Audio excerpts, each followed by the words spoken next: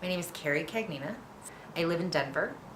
And what was the other question? What you do for a living? I have two jobs. I am a Reiki practitioner and teacher, and I'm an early childhood coach for families as well as schools. Reiki is an ancient healing practice used through your hands. So it's like a laying on of hands. You basically become a channel for spiritual energy to come through you, through your crown chakra and out your hands. And it affects healing physically, emotionally, mentally, and spiritually. I was in a house full of Reiki masters, and part of the deal to live there was that you became a Reiki practitioner. And once I started, magical things happened. I had scoliosis really bad, and I had 3 curves over 20 degrees, like off center. And I went to go see this Reiki master, and in 3 weeks, 3 hours a day, he straightened my spine. The direction I was given at the time was, if you do a self-treatment every day, it won't go back. And I didn't do a self-treatment every day, so it totally went back.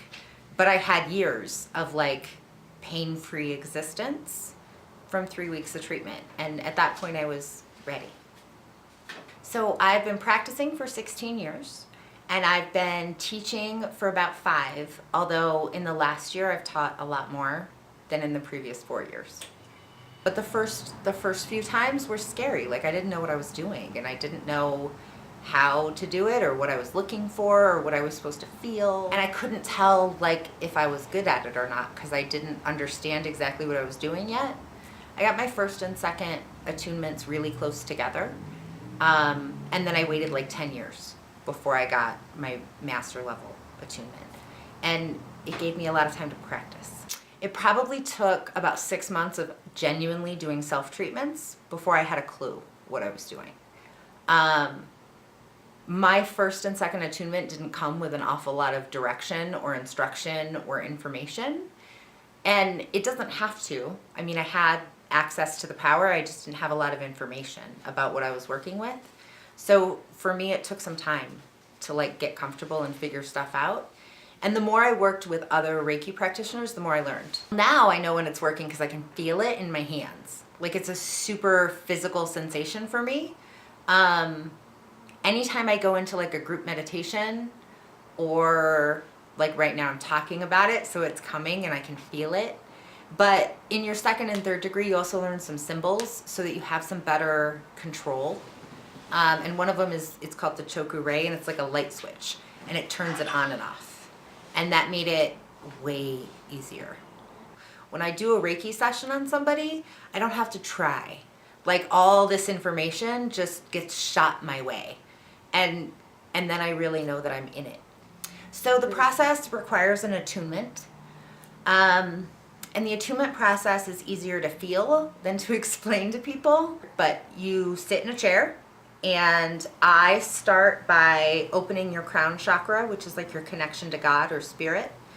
And I'm holding my breath and doing some exercises along the way to generate enough power to like transfer.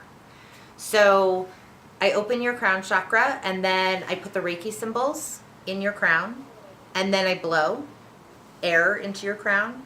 And then I come around to your front and I open your hands like a book, and I put the same Reiki symbols in your hands. And then I blow and tap and I close them. And then I go to your back and I do a big Reiki symbol down your whole spine. And then I connect your root chakra to your heart and your crown chakra to your heart so that Reiki can come out your hands. So anybody can do Reiki once they have attunements. It's easier to be in person, but it's not impossible to do from afar.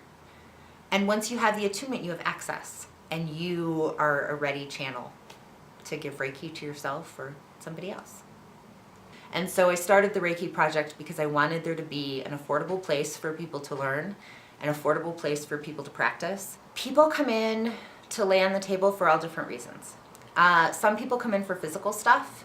I have a whole bunch of physical pain, or I have a chronic illness, or I have a terminal illness.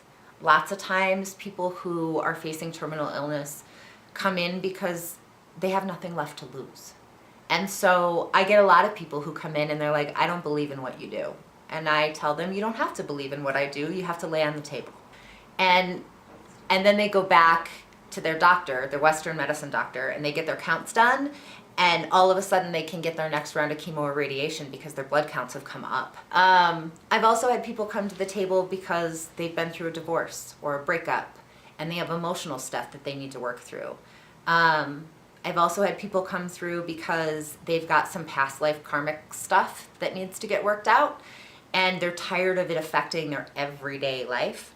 And so instead of spending years trying to undo that karmic stuff, you can come lay on the table for an hour and we can undo it and you can move on with your day. I mean, you're going to see some level of results. If you come to me, like, you'll have something better when you walk out than when you walked in. Now, like, I have one woman who, she was raised in a religious cult and her heart chakra is literally like torn, like in pieces. And so, have you ever seen the meme on Facebook of the Japanese bowl that was broken and filled with gold? I can't remember the name of it. But basically, like, we treated it like that. Like, I put it back together with, like, gold energy. And I can't say that her experience on the table is pleasant. She hates it. She hates it every single time. And every single time she calls me to come back in 2 weeks. I wish that more people knew what it was.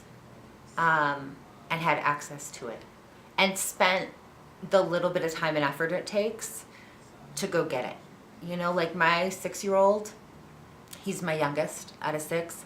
And when he falls down, the first thing he does is puts his hand on his leg and says, I'm going to give it Reiki now. And we sat down for Thanksgiving dinner. And before we could eat, he needed to put Reiki in all the food on the table so that everybody was like filled with love for the day. And I think about what a different place I would live in and a different world I would live in if every 6-year-old on the planet was doing that.